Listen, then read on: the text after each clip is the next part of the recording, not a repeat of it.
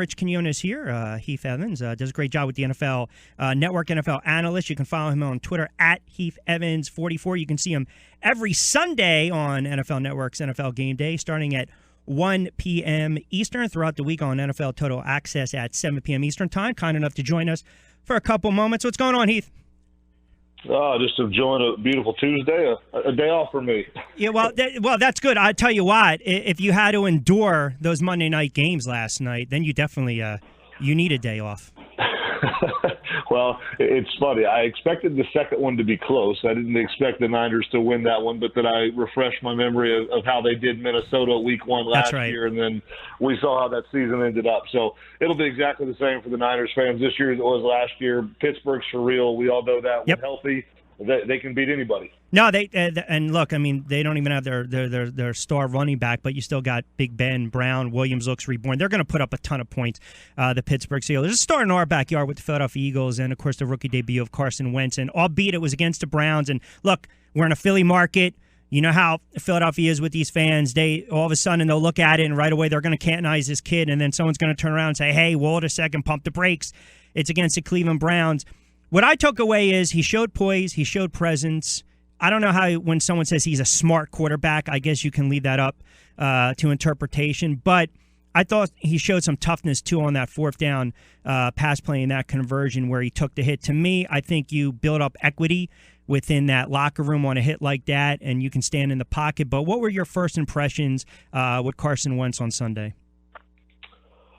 He was completely unprepared to play in a week one NFL starting matchup at quarterback with 30 snaps in the preseason, and he went unfazed through 60 minutes of NFL ball. I don't care if it was against Cleveland or any of the other weaker teams in our league. He saw the field extremely well. Yep. You said a minute ago how people will say smart. I say smart because at the line of scrimmage at least 3 times. I'll go back and watch it again here in the next couple of days. But at least 3 times when I was watching it on Sunday in our NFL Game Day Live show, he got up to the line of scrimmage, twice went from run to run, yes. got out of a bad run, switched it into a good run, and then once I think, listen, the tape will be hard to tell, but I actually think he went from a pass to a run, and those are just things that you don't get out of rookie quarterbacks. You definitely don't get out of ones that have played 30 preseason snaps. So the dime piece throws that he made, you can't teach it, you can't coach it, you got it or you don't. He's got it. And he's a great kid. I mean, like in this day and age and all the turds we have in this league that are only worried about their brand and worried about their marketing piece and everything else, he's a great kid. So great for Philly to have someone that they can really kind of hang their hopes on for hopefully a decade plus to come that seems he's going to do it the Andrew Luck, Russell Wilson type way. I want to kind of do a whip around with the NFL with you while I have you on for a couple of minutes, but just one more point on Wentz. If you're a veteran in that locker room, if you're a veteran of the Philadelphia Eagles, and you're preparing all along for Bradford, I mean, you know this, right? You got a veteran quarterback, then all of a sudden it's shaken up. He's traded. You have a rookie. Now you have to say to yourself, all right, we might have to pass protect, run block differently. I know there were some veterans who maybe questioned the direction of the franchise after they get rid of Bradford because they are preparing for Sam Bradford under center. Now you have Carson Wentz, has a wonderful debut, and I'm just wondering, as a former player, as a vet, say in that locker room, are you all of a sudden saying, hey, you know what? we got something here. Forget about what we were dealing with a week ago when we thought it was going to be Sam. We might have found ourselves a quarterback of the future. I think you definitely provided hope. I would have been I never would have questioned a coach or a GM publicly, but I would have thought, man, did they just get rid of Sam? Are we building for the future now? I mean, what about us veteran players? What about the Jason Peters, the Connor Barwins that want to win now? You know what I mean? I'd be lying if I said I didn't think that. But I do think that whether they knew it or not, I mean, it's hard to know much off of 30 preseason snaps. But I do think you get to know a kid. I think you get to know his mental and emotional psyche. Obviously, they felt like they had something in place.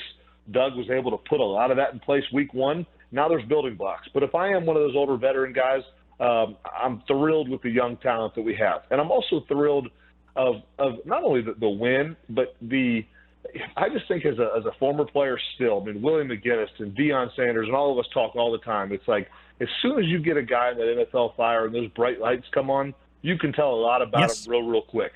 as soon as he does his first post-game interview after a big loss or a big win, you can tell a lot about him real quick. I'd be more thrilled about the potential to come than what we saw on Sunday. Yeah, it's a great point. All right, let's kind of do a whip around. Seattle Seahawks, and I think it's going to be a nagging injury with Russell Wilson. But if that's the case, I mean, obviously they need him even at 85, 90%. You look at Seattle. I'll give you two teams right now. Well, let me give you a couple teams. Seattle, NFC, Green Bay, we saw they had a fight tooth and nail. The defense made a late stop against Jacksonville, and then you got Carolina, albeit they lost on to open up the season against Denver. Just those three teams right now. Forget about Arizona. We'll get to them in a moment. Who's your strongest team out of those three? I still think it's Carolina. I mean, I'd pick Seattle to lose. I mean, if it was Week 10, I probably wouldn't have picked them to lose. I just think you look at strengths and weaknesses, deficiencies of that team, the last 2 years of how they start and try to finish ball games. Miami, if Kenny Stills doesn't drop that walk-in touchdown, they don't miss a field goal from, 25 yards away, they beat Seattle by 8-10 points, and the game's not even close. I still think Carolina, when you look at the makeup, people always ask, how did they let Josh Norman go? Well, they let Josh go because everything's in place to keep that defensive system doing exactly what it's done. Trevor Siemian came out and played better than anybody thought he was capable of playing. Denver's got to be thrilled about what they have there. And that's not even considering Lynch, laying in the weeds, being developed by John Elway and Kubiak and the boys. So Green Bay is a team that last year scares me. Everyone wanted to crown Aaron Rodgers because his passing percentage numbers. Oh, he's the best quarterback to ever play. And yet, how many times do we see Peyton Manning or Drew Brees or Tom Brady go out there without their number one wide receiver, without their number two wide receiver, with a beat-up offensive line, and put numbers make a whole bunch of guys look like Hall of Famers and win ball games? Well, last year that wasn't the case for Aaron Rodgers, and so I'm holding out my judgment on who and what that team is. That defense looks like it'll be better. We'll see how they shape up down the road. How about the call by Jack Del Rio? I thought he read the situation perfectly. I think that was a case of just going with the gut, having confidence in your quarterback to make a play, and also understanding, look, if New Orleans gets the ball back, they're going to go right down the field and score if they get it back in overtime. I'm just saying, as a former player, when you have a coach that has that gutsy call, and look, people are probably killing him if it doesn't work out. I didn't see what the issue was. Go for it. Make that statement early. That really, I mean, you talk about building equity in that locker room and giving these guys a little juice going forward. I mean, wow. What were your overall thoughts on that? You said it all. I mean, do I want to take my chance playing against a bunch of backup quarterbacks? I mean, the Saints had already lost their best corner. You're playing against some young and rookie DBs. You got Crabtree out there, one-on-one look. I'm sure you told Carr pre-snap or breaking the huddle, hey, here's the two things you're looking for. If not, call a timeout. We'll kick this field goal or the extra point. You got a lot of different opportunities. Well, I guess you can't do that, but there's different options that he's going to the line with. Do you want to face Drew Brees? You said no, and I completely agree with the assessment. Your offense is hot. Find a way to get it done. Go get it done. They got it done. Two more for you. Who had the, I don't want to say worst loss. Well, I was going to say tougher / worst loss on Sunday. Arizona, the Jets, or the Cowboys? I look, if I'm Arizona, you can't lose that game. You can't, Heath. You can't. I'm sorry, you can't. At home with that offense and defense, and then Garoppolo, come on, man. You can't. It's a tough one. It's one of the chin, and people's like, oh, there's no Brady and no Gronk. Well, you're down. You're starting two tackles. You're down. You're starting left guard. I mean, their three best offensive linemen didn't play. You have two interior rookies. You have a second-year guy at center. You've got backup guards that are playing tackles. I mean, it's the game plan that Belichick and the boys put together was epic. And then that defense, what it was able to do long enough versus Carson Palmer and Fitz and the boys was special. I do think that when you talk about game planning, Arizona, I have no doubt is going to be fine.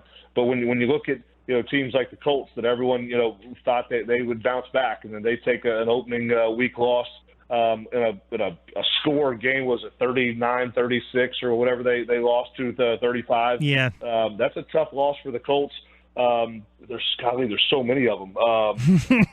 There's special teams. How about special teams over the weekend? Right, we always joke, well, they're just kickers. You got missed PATs, blocked field goals, shank kicks. I mean, that's awesome is. I love the new PAT rule. I love it. It's made our game so much more interesting. But the Miami game, that's a loss for Seattle. If if they're able to, if Miami is a 25-yard chip shot, and that's not even considering the Kenny Stills touchdown drop that was wide open. That's a home opener loss for Seattle. Yep. If the guy makes a field goal, an easy chip. It's special teams, huge as always. Hey, listen, 10 seconds. I'm going to put you on the spot real quick. Are the Cleveland Browns and/or I was about to say St. Louis. After they played, they should go back to St. Louis, or the Rams. Either of those teams going winless? Not winless. Cleveland might push the envelope, though. I think they have a better chance of winning some games with McCown than RG3. Yeah, I do too. I think RG3's days in this league are done. Right. I hate to say it. I hate to see him get hurt again, but I think they're done. Hey, keep up the great work with the NFL Network. Appreciate a couple moments. Go enjoy your Tuesday. Thanks, buddy. You guys too. All right, you got it. Heath Evans, good stuff. And, of course, great analyst on NFL Network. Follow him on Twitter at Heath Evans44. And, of course, every Sunday on NFL Network's NFL Game Day Live starting at 1 p.m. Eastern, throughout the week on NFL Total Access at 7 p.m. Eastern Time.